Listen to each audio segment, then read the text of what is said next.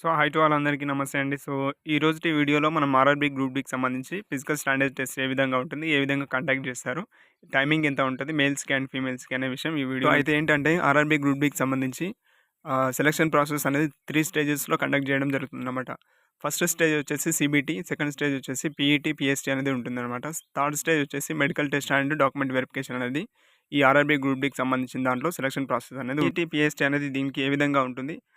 ఎంత ఎంత పరిగెత్తాలనే విషయం ఈ వీడియోలో మనం తెలుసుకుందాం. సో, అయితే ఏంటంటే ఆర్ఆర్‌బీ గ్రూప్ డీకి సంబంధించి ఫిజికల్ ఎఫిషియెంట్ టెస్ట్ మేల్‌కి అండ్ ఫీమేల్‌కి డిఫరెంట్‌గా ఉంటదనమాట. సో, మేల్స్‌కి ఏంటంటే 1 కేఎం రన్నింగ్‌ని 4 మినిట్ 15 సెకండ్స్‌లో వెళ్ళిపోవాలి. 4 నిమిషాల 15 సెకండ్స్‌లో 1 కేఎం రన్నింగ్ కంప్లీట్ చేయాలి. అంతలోపల కంప్లీట్ చేసిన వారు మాత్రమే క్వాలిఫై అవుతారనమాట. సో, ఏంటంటే 4 మినిట్ 15 సెకండ్స్ దాటిన వాళ్ళు ఎవరైనా సరే ఎంబడే డిస్‌క్వాలిఫై చేయడం జరుగుతుందనమాట. సో, 1 కేఎం రన్నింగ్ క్వాలిఫై అయిన ప్రతి ఒక్కరిని ఒక గంట తర్వాత మళ్ళీ శాండ్ మూటతో అంటే మనకు వెయిట్ ఏస్తారనమాట. ఒక 35 కేజీ శాండ్ మూట ఇచ్చి 100 మీటర్ 2 మినిట్స్‌లో వెళ్ళిపోవాలి. సో, 2 మినిట్స్‌లో వెళ్ళిపోయిన ప్రతి ఒక్కరిని క్వాలిఫై చేస్తారనమాట.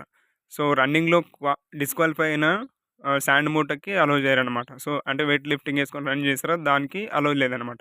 సో, 1 కేఎం రన్నింగ్ కంప్లీట్ చేసిన ప్రతి ఒక్కరిని వెయిట్ ఏసుకొని రన్నింగ్ చేపిస్తారనమాట. దాంట్లో రెండిట్లో క్వాలిఫై అయిన వారిని ఫిజికల్‌లో సెలెక్ట్ చేయడం జరుగుతుందనమాట. సో, ఫీమేల్స్ కూడా సేమ్ అండి. 1 కేఎం రన్నింగ్ 5 మినిట్ 40 సెకండ్స్ వాళ్ళకి టైమింగ్ ఉంటది.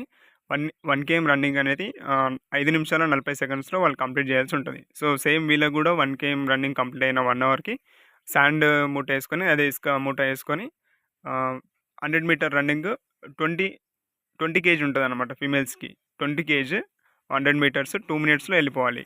ఈ రెండిట్లో 1 కేఎం అండ్ 100 మీటర్స్‌లో రెండిట్లో క్వాలిఫై అయిన వాళ్ళు మాత్రమే ఫిజికల్ క్వాలిఫై అయినట్టనమాట. సో, ఫిజికల్ క్వాలిఫై అయిన ప్రతి ఒక్కరు డాక్యుమెంట్ వెరిఫికేషన్ అండ్ మెడికల్‌కెళ్ళిపోతారనమాట. ఈ మెడికల్ డాక్యుమెంట్ వెరిఫికేషన్‌లో వెళ్ళిపోయిన వాళ్ళు ఫైనల్ మెరిట్‌లో పేరొస్తే వాళ్ళు జాబ్ వచ్చినట్టనమాట. సో,